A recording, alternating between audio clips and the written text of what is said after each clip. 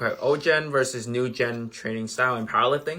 This is how I see it. This was my basic knowledge of it, right? So from the very beginning, we start off with linear periodization. Super basic programming concept is that as over time we progress to the program, we decrease the volume and increase the intensity, linear periodization. So for example, we start with, 4 sets of 6, and at the end of like 5-6 weeks, we start with a 1x1 at 95% intensity. Typically, these work better for beginners, especially who just starting to get powerlifting. This tuck structure works great for them.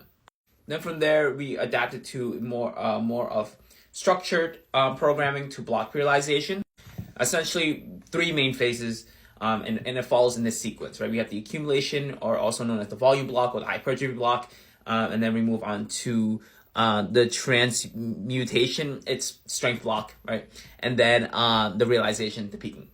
So it still follows the linear periodization model, where in the volume of the first block, volume is extremely high, intensity is relatively low, and as we progress through each block, volume gets decreased and intensity increases. So if you notice here, specificity intensity and volume, there's an inverse relationship between the two, starting from the first block and the last block.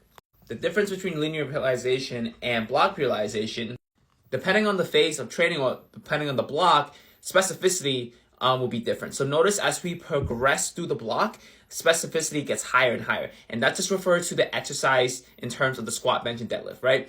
In the volume block, we can get away with less specificity. So we can do like, if let's say your competition stance for squat is low bar, then you can do SSB here. You can do leg press, right? You can just do belt squats as your main primary squat exercise here, right? But as we progress through each block, it gets more specific. So in the strength block, it could be a high bar squat. And then in the realization, as we're peaking, we have to do the low bar. That's the highest specificity as possible.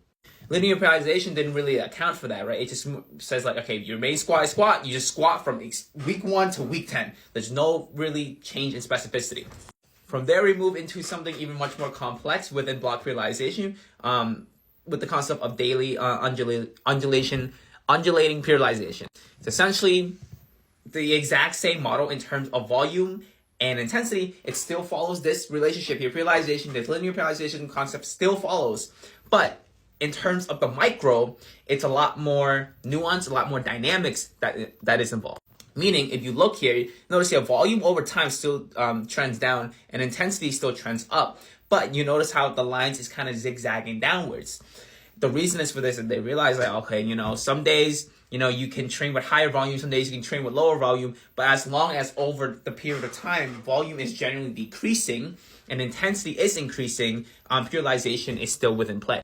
So the difference between this and block periodization is that block periodization still occur, but within the block, there's undulating rep schemes or intensity, right? So if we were taking a high volume block, a hypertrophy block, we can think of rep ranges that are within the hypertrophy block. It would be rep ranges of 10, 8, and 6, for example. Typical block periodization, the traditional method is, okay, you're going to do sets of 6 for the whole entire block, right? Because it's that high volume block. With daily undulation, you're undulating between the reps, right? You're still doing the high volume rep, but let's say week 1, you're doing 8 reps. Week 2, you're doing 10 reps. Week 3, you're doing 6 reps. Week 4, you're going back to 8 reps, right? You're undulating, right? Between the rep scheme, but you're still doing high volume. When you transition to the strength block, right? Let's say the rep ranges now is 5, 3, 1, right? Rep ranges in the strength block. First week, you're doing 5 reps. Second week, you're doing 1 rep. Third week, you're doing 3 reps, and then you're going back to 5 reps, right? You're undulating between the reps, but in the totality, it's still within the strength block principle in terms of rep schemes, right? You're not doing the same number of reps or intensity every single week. Then Chad Wesley Smith kind of popularized this idea that the block length in a block periodization doesn't have to follow the traditional 4-week blocks. And depending on the level of the athlete, the block length can be different.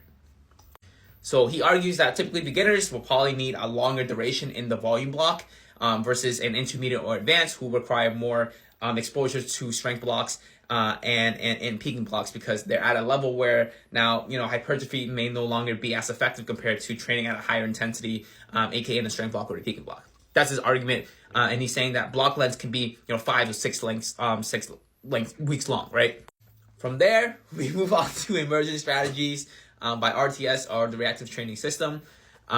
This one is completely radical, right? So from the previous things I've explained, it's working from a top-down approach, right? We plan everything ahead of time. It's like, this is the block length, this is what you're going to do for the exercise, this is what you're going to do for the reps. Emergency strategies, flip that whole entire shit over, and we're going to start from the bottom up. We're going to follow the athlete response and build our way up. So typically, right, for a powerlifting competition with no data, you're going to be like, okay, well, he's 12 weeks out. I'm going to create 4 week blocks leading into the powerlifting competition. It's already planned top down, right? With emergent strategies, they said, fuck that shit. We're going to go from the athlete response. Now, it's a lot more complex than I'm about to say right now, but generally this is what the idea is. Block lengths, the exercise, the rep ranges, the intensity is what is going to be based on what the athlete responds to. And that's what they follow, right? So essentially, if you respond best to 8 reps, right? You get strong as fuck to 8 reps compared to 3 reps, and you need and you find that like in 8 weeks you're still progressing, that is your block length. That's going to be your block length, and that's going to be your rep scheme, and we're going to follow that because it works for you. Right? Which goes against everything, because before it'd be like, okay, we must follow the structure of like, we must do 12 reps in the volume block, and then move on to the 6 reps for the strength block, and then 3 to 1 reps for the peaking block. Right? And we must do the super least specific exercise possible in the first block to the most specific exercise possible in the last block. This is saying, fuck that shit, right? If you respond best to fucking SSB squat, and we see a direct correlation that every time we do reps of 12 on SSB and your fucking primary squat just explodes, we're doing that leading to the meet, because that's what you respond to. So we're following the athlete response. It's a lot more data driven, it's a lot more fixed, and it's a lot more much more focused on one thing and isolation and variable by variable, rather than looking at it from the big picture. If that makes sense. Which brings us to the new generation of style programming, which combines all these ideas into one. And usually the more popular coaches or the more seasoned coaches kind of combine all these ideas into one, right? So I think traditionally, right now, a lot of coaches still follow the traditional block periodization, but I think there's a lot more emphasis on data and a lot more focus on athlete response.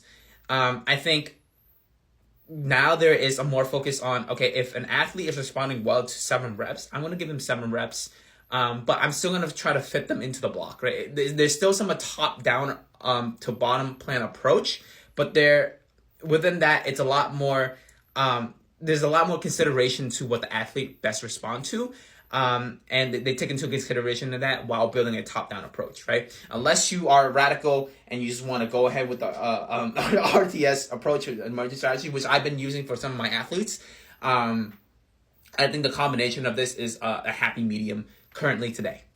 Now, I really simplified a lot of these concepts. If you are interested, just look it up yourself and read more about it. But that is generally the history of powerlifting program, and from what we genuinely started, from the most basic linear periodization to what we have now. Unsubscribe from Powerlifting now. You can get me the RAF now instead for $3.99.